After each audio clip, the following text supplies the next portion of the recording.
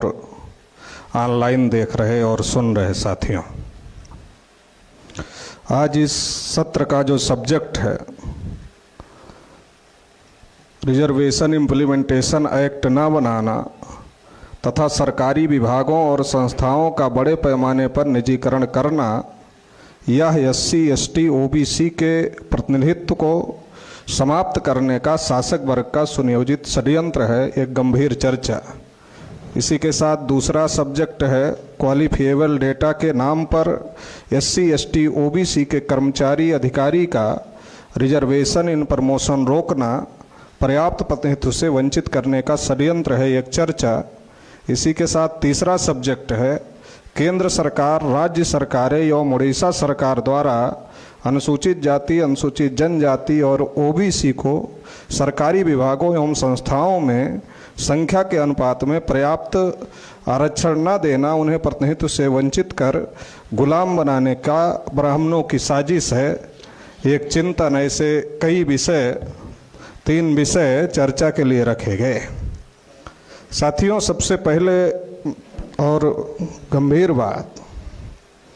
हमको ये समझने की ज़रूरत है क्योंकि इस देश में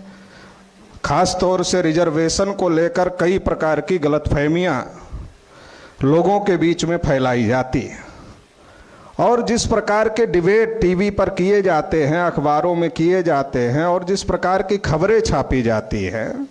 तो जो आरक्षण का मूल कारण है मिलने का, उसको पूरी तरीके से डाइवर्ट कर दिया जाता है। रिजर्वेशन जो है, ये रिजर्वेशन रिप्रेजेंटेशन है, ना कि रिजर्वेशन कोई गरीबी उन्मूलन का कार्यक्रम है। लेकिन आम तौर पर जब मेन स्ट्रीम मीडिया में रिजर्वेशन को लेकर बहस की जाती है, तो उस बहस में इसको आर्थिक आधार पर देखा जाता है और आर्थिक आधार पर इसका प्रचार और प्रसार किया जाता है और इसके आधार पर जो लोगों की सोच बनती है कि रिजर्वेशन गरीबी उन्मूलन का कार्यक्रम है, रिजर्वेशन नौकरी देने और दिलवाने का कार्यक्रम है,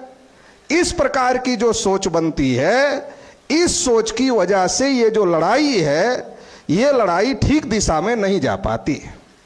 तो इस बात को समझने की जरूरत है कि रिजर्वेशन किनको दिया गया, क्यों दिया गया, किसकी वजह से मिला और क्यों मिलना चाहिए। चूंकि 15 अगस्त 1947 को देश आजाद हो गया, ऐसा हम लोगों को पढ़ाया जाता है,